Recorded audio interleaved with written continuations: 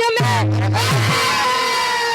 रंग लाती थी लोरिक थी जब जवानी रक्त की बूंद में खून हो खून का अरे लोरिक के लइका अभोरिक की कहानी अरे की छाती पर गर्जन करे सर्वदा बोला अभोरिक माँ क्यों न पिंडदान हुआ अरे मजरी कहे गुलामी न मंजूर मुझको करे हक अदा वही बलवान हुआ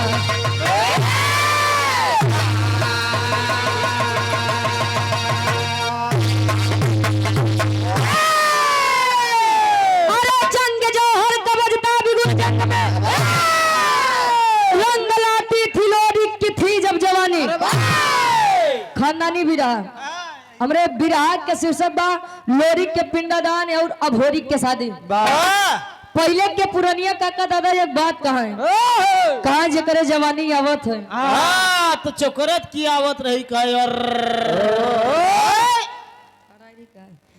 ए भैया काहे बोले कि पहले के लोग अपन जवानी काम में खर्चा करें पहलवानी में खर्चा करें जाई के सरहद पे देश के रक्षा करें आज के लइकन के जवानी कभी आवत बा बुढ़ौती कभी आवत बा कुछ समझी नहीं आवत बा का पता चले खटिए पे बीती जाता अच्छा काहे बोले 8 बजे वर सोत है वीर लोरिक के लइका वीर अभोरिक अरे बाल्यावस्था जब पार किया किशोरावस्था में आया किशोरा अरे मतलब जब जवानी आए ओकरे तब माई दुर्गा के जन्मो करत था कि वीर लोरिको बड़ा बरियार भक्त रहे अब वीर अभोरिक भी दिन रात माई दुर्गा के पूजा आराधना वंदना करे माई दुर्गा के कबो दर्शन नहीं दे लइका विचार करत बा कैसे एक लाइन कवि जी गजल के भाव देते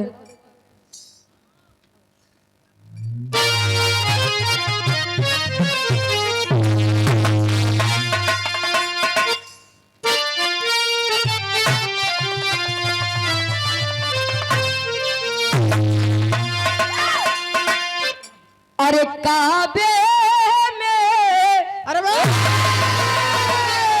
अरे काबे में तेरा जन्म काशी में न जाना है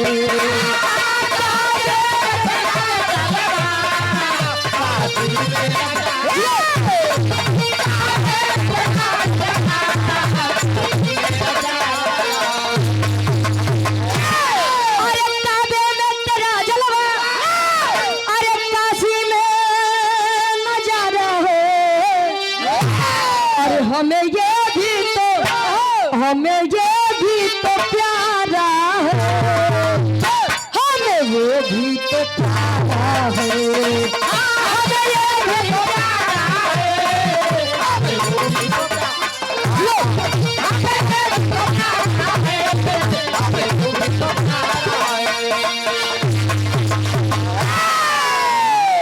लेकिन शेर का कोई इलाका नहीं होता है वीर जो है वो है अगर केहू चाहे कि वीरताई जाए के दुकान से खरीद ली तई नहीं हो सकत वीरताई खून में पाई जाती है कवि जी भाव में संकेत करते हैं वीर अभोरी के ऊपर एक लाइन किसे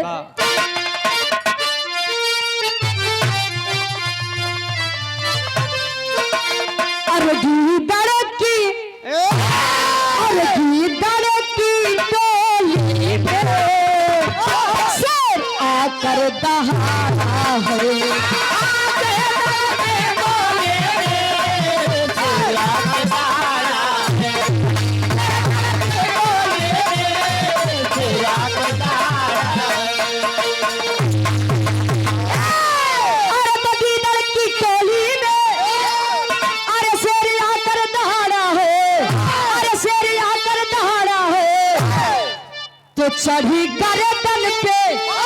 चढ़ी गर्दन पे शेरे बाबा पकड़ छाती को फाड़ा है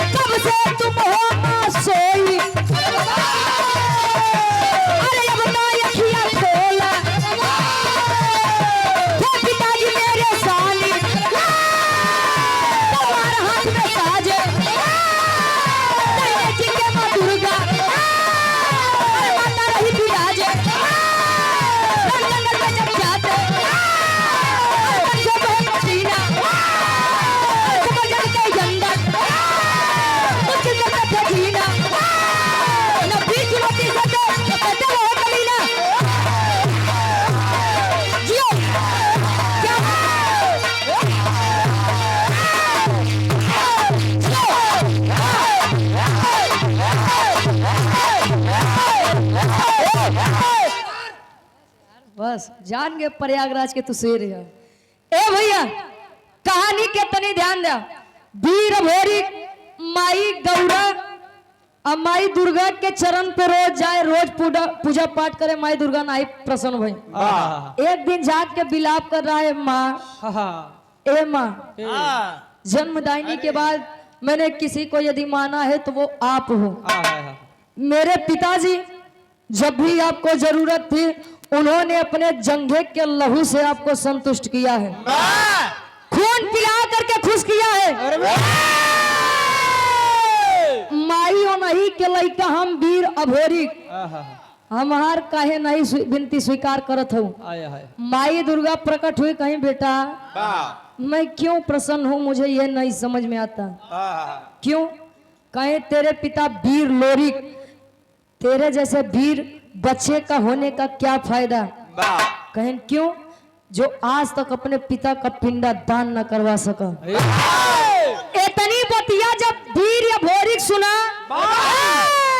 जाई के माई मजरी से कहे माई ए माई, बाबूजी के पिंडा दान काहे नहीं किया।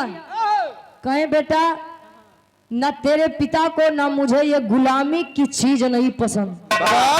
मतलब कहे पिपरी के राजा सुरपति कोई भी जाता है पिंडदान करने के लिए तो पहले उससे सामना करना पड़ता है, और सुबह का सबसे पहला पिंडदान वह अपने पुरखों को करता है। इतनी बतिया जब वीर या भोरिक सुने तिनमिनाई के खड़ा हो गया। ए मां, अपने इस बच्चे को आशीर्वाद दे। मांगा था कैसे? एक लाइन गीत लगत बा।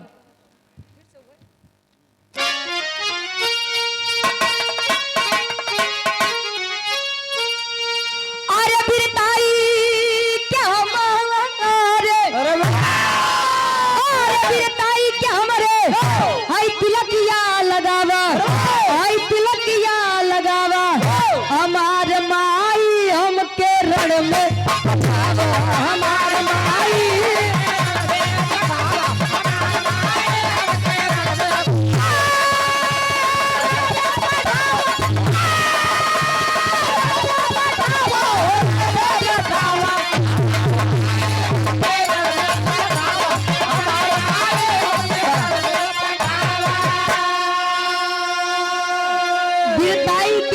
तिलकिया लगावा, हमार माई हमके रण में पठावा। तिलक तीन प्रकार के होते हैं। तिलक हाँ हो, एक तिलक जवन रोज सबके पूजा पाठ करके लगावा थे। एक तिलक जिसे विजय तिलक कहा जाता है, और तीसरी तिलक जवन शादी ब्याह के पहले चढ़त है। बर्बादी की शुरुआत होता है। तार शुरुआत होगी बने, चालू है तार तो बर्बादी। ए भैया माँ से आज्ञा लेके चल दिया, कहा ये बनारस के पावन धरती पे मुलाकात हुई। किससे मुलाकात हुई? गीत बदौत बा।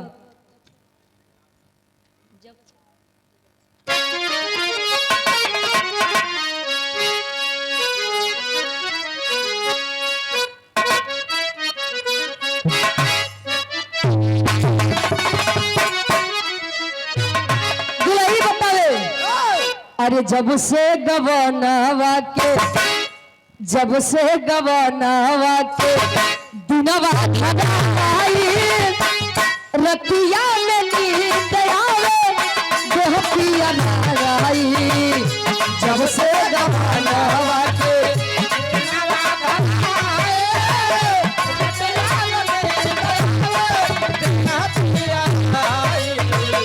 जब से गवानावा के।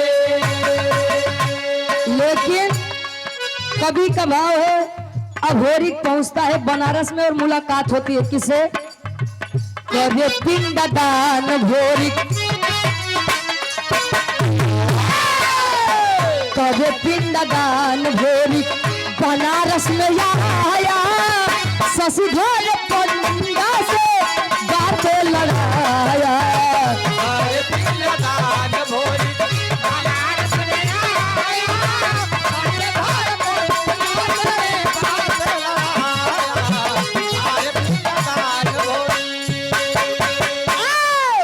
शशिधर पंडा स्वामी ए बाबा हमरे बाबू वीर अभोरी के लइका हम वीर हमरे बाबू वीर लोरी के लइका हम अभोरी पिंडादान करवावे आए बाटी गड़गौरा से। जब शशिधर पंडा इतनी बतिया सुने कहे बेटा तू लोरी के बेटवा हुआ केहू के बेटवा हुआ। यहाँ का एक नियम है, यहाँ का एक रिवाज है। कहे का शशिधर पंडा 21 वर्षीय वीर अभोरी के समझावे का समझावे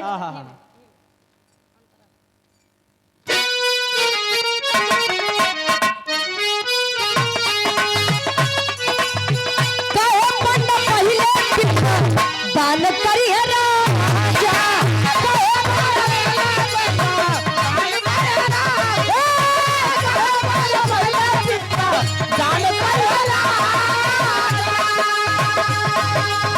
जबरदस्ती करवा बच्चा रण में मार जा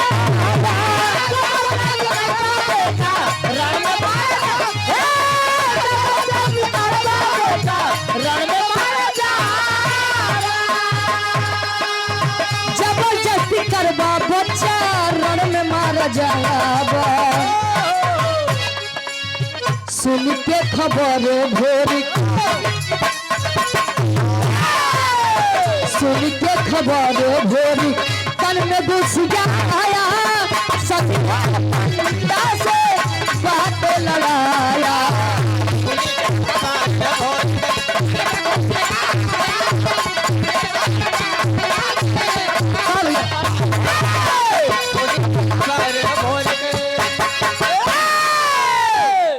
शशिधर पंडा समझा रहे हैं बेटा अभोरी मैं पहले पिंडादान नहीं करवा सकता। कहे क्यों? कहे कि वो पिपरी के राजा जो सुरपति बा अगर वो जानी जाई तो ना तोका जिए दी और ना हमका जिए दी। जब इतनी बतिया वीर अभोरी सुने तो निकाले तलवार अरे निकाल के तलवार गर्दन पर रख दिया। मेरे सामने किसी और की बात करते हो? जो होगा सो देखा जाएगा। पहले आप बताएं कि आप पिंडादान करवाएंगे कि नहीं करवाएंगे। गर्दन पे तलवार रखे बा कहीं बोल करवाओगे कि नहीं करोगे? करवाएगा कि नहीं करवाएगा? शशिधर पंडा सोचे सोरे यार आगे कुआं पीछे खाई जाई तो जाई कहाँ।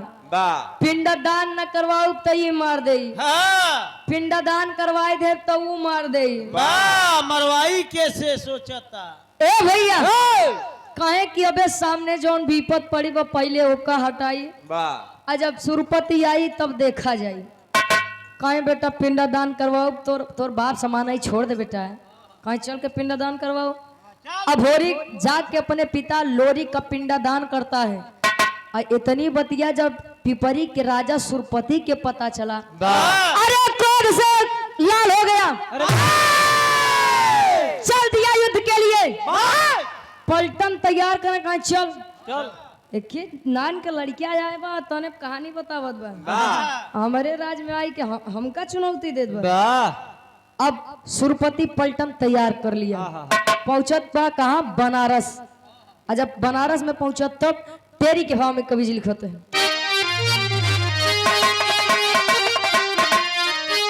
अरे जवानी जंगी जूझे जमके अरे जवानी जंगी जूझे जमके लोरी पूत अभोरी कहे मिटाओ हमके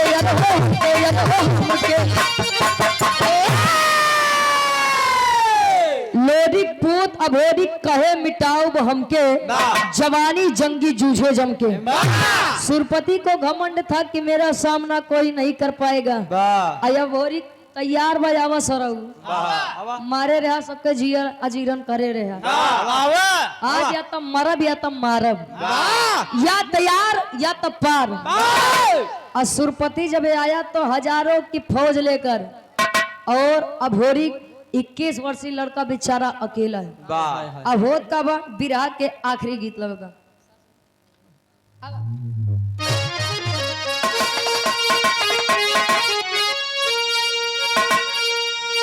अरे सासू मारे तनवा अरे सासू मारे तनवा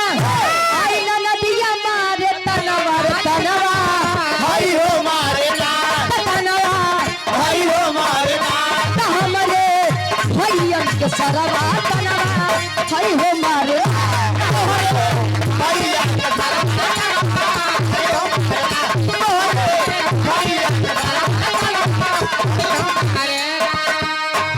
लेकिन लोरिक के पुतवा गरजा लोरिक के पुतवा गरजा वीर बनवा जनवा जनवा हरि के मरबना तकूदा जंगे मत बनवा जनवा हरि के मरबे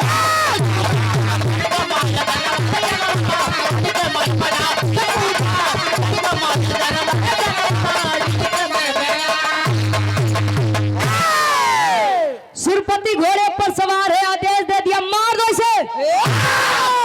सेना पलटन आगे बढ़ रही है वीर अभोरिक की तरफ, लेकिन वीर अभोरिक जब तेगा तलवार भाजे न, तेगा तलवार जब चलावे न, अरे तजानला सैकड़न वीर ऐसा धराशायी हो जाए।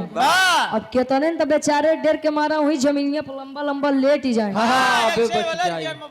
अरे जान ही जाए कि हम मर गई हमार जान बचे, एक सारे चक्कर में हम आज न जिए। ए भैया धीरे धीरे फौज समाप्त हुई, जाई के सुरपति के कालर पकड़ के घोड़ा पर से नीचे खींच ली। उतार बस हमका लगता वीर भोरिक तोहरे में आई गया। ए भैया हाँ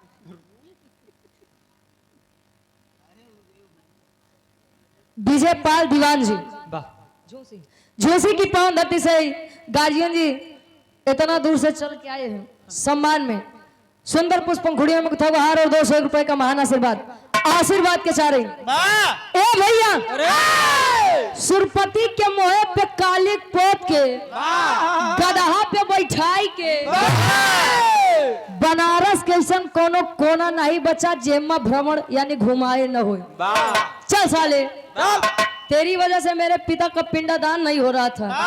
चल आतंक फैला रहे हैं 10 कुकुरन का लगे। अरे वीर हो तो आके लड़ो। वीर सदैव सामने से वार करते हैं, एक बात जान ले। सुरपति के एक बिटिया जेकर नाम केवला पतिया बताओ। आय हाय रे नहु देखे रहे। केवला पतिया जादूगरनी नंबर 1 रही, मतलब जादू के बारे में बहुत जानकारी रही। अब वीर अभोरी के वीरताई के ऊपर वैसे भी प्रसन्न थे, मोहित थे।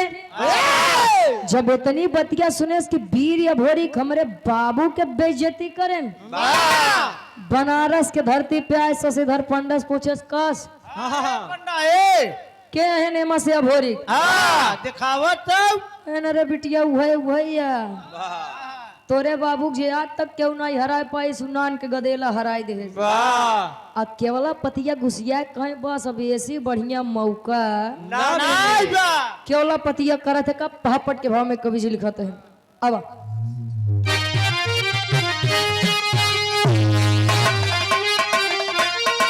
अरे आई केवला पतिया बन हसीना जीना मुश्किल बा। अरे आई केवला पतिया बन हसीना जीना मुश्किल बा। बाप के इज्जत भोरी हो छीना जीना मुश्किल बा। बाप के इज्जत भोरी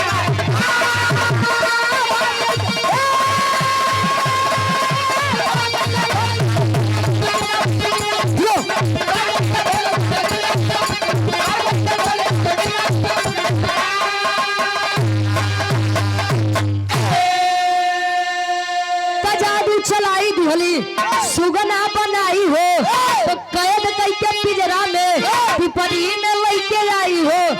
अरे कहे कुंवारी जीव नहीं तोहरा बिना जीना मुश्किल बा। बाप के इज्जत भोरी हो छीना जीना मुश्किल बा।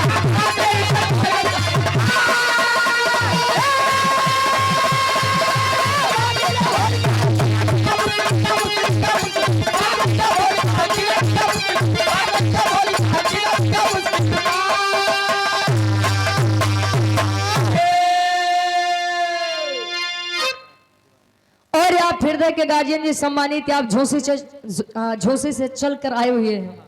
आप विजय पाल जी दीवान जी, ये गार्जियन जी के द्वारा 100 रुपए का महान आशीर्वाद आई केवलपतिया जादू से भोरी के सुगना यानी सुग्गा, ठीक, सुगना बनाई के कैद कई के अपने राज यानी पिपरी में लेके आई।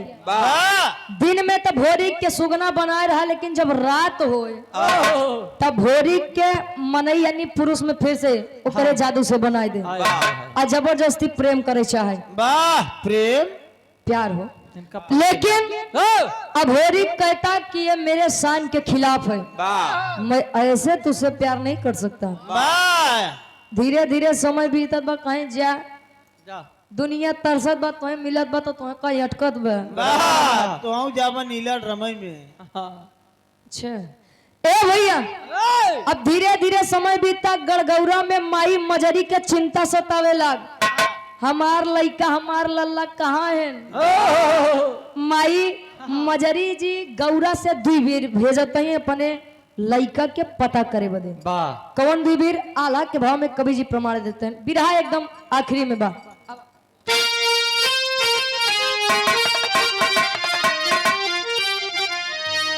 अरे तड़पेली मजरी माता गौरा के नगरिया बाबू,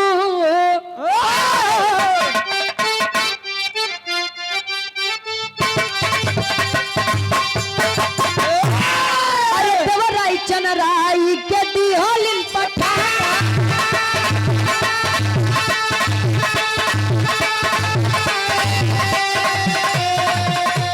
धीरे धीरे आई गई है काशी के भोरती,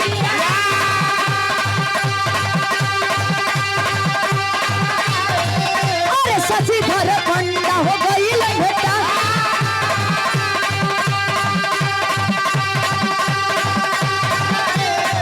अरे लगल बतावे पंडा पूरी खबरी,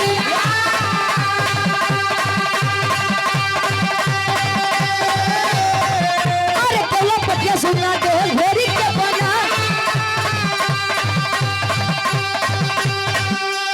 अरे जमुनी के बोलाई लिहले अब दोनों बिरवा का जोगी के रूप बन के भजन रहेगा।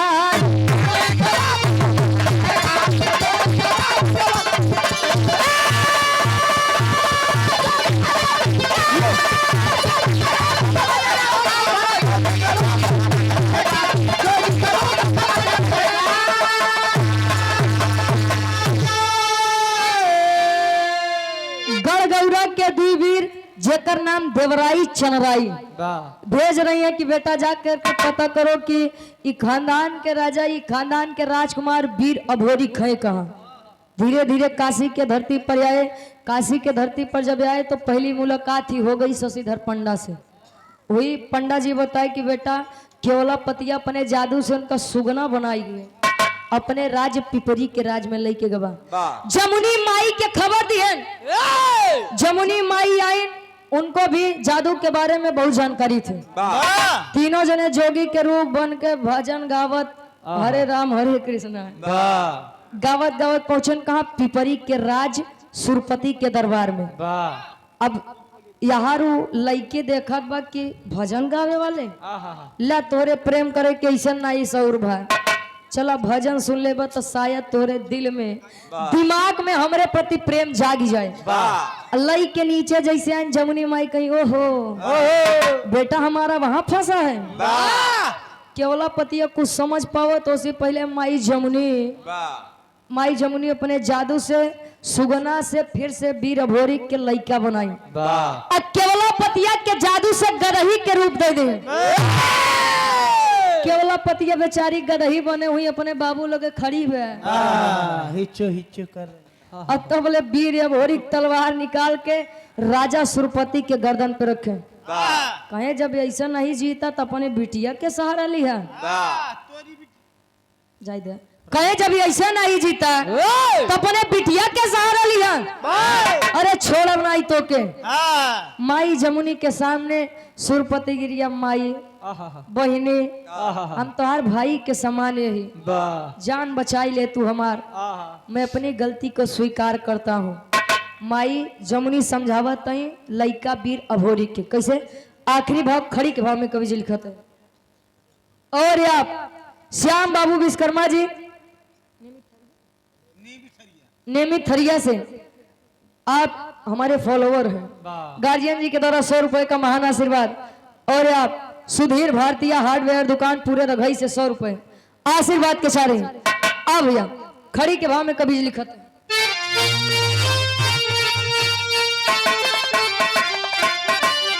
अरे माने गलती जमुनी के अरे चरनिया धई के अरे माने गलती जमुनी के चरनिया धई के हमारी भाई तू बहिनी बचनिया कही के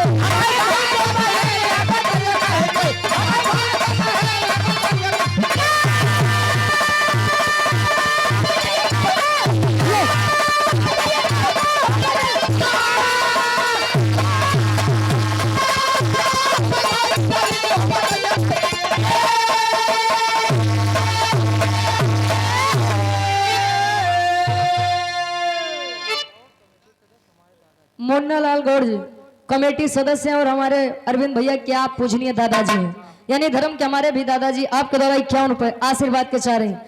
ए भैया कहे हम आई भाई तू बहिनी वचनिया कह के बहिनी ए दीदी बचाई ले तू नहीं ती वीर भोरिक मार डाई कहे के माई छोड़ा बना ही चक्कर में कुल भर कहे बेटा जाई दे एकर शान मार दे जान तो एकर अपने आप मरी है।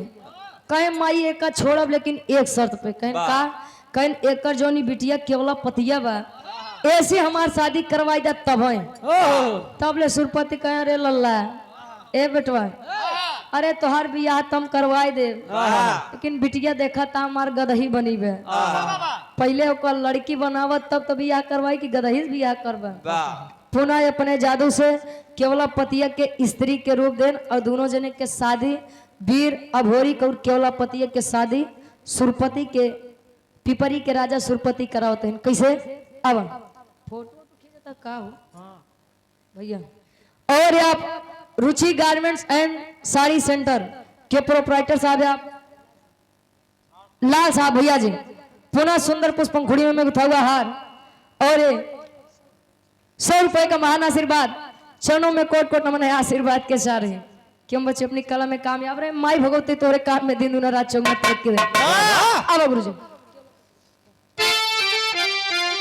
अरे केवला पतिया या भोरी के हो गई ले शादी हो तो शिव भोरी पैदा भइले पिपरी मिली आजाद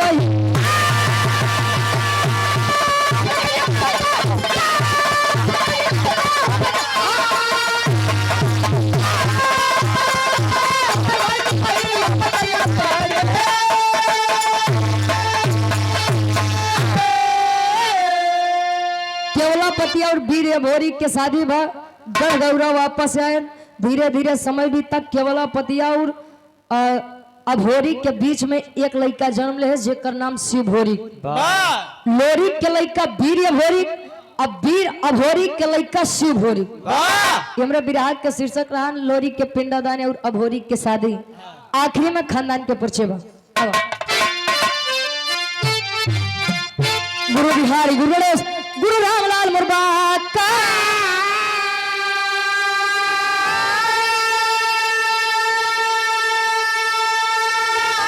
अरे स्वर्ग विशारद कवि चंद्रिका बच्चन का विजय पताका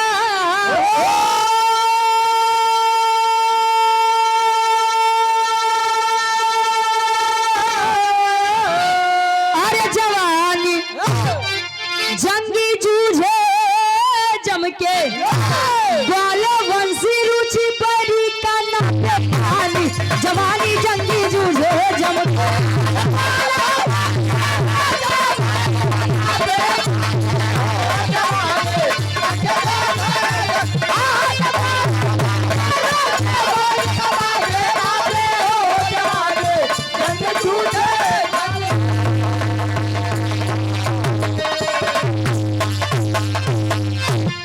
अरविंद भैया के फरमाइश बा एक लाइन टंगिया में टंगी हो जाए, ओकर बाद राकेश अशोक के नंबर रहे। आवा गुरुजी।